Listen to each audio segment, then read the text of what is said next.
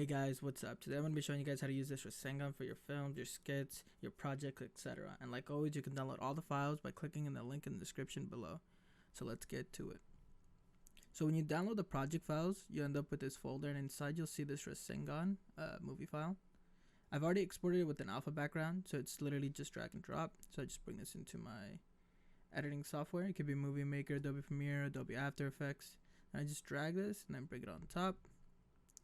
And it will be a little bit bigger than normal because I exported it in 4K. So we're gonna scale it down a little bit, and we're gonna move it. Maybe scale it down a little bit more, about right there. And then that's pretty much it. So like always, you can download all the assets by clicking the link in the description below.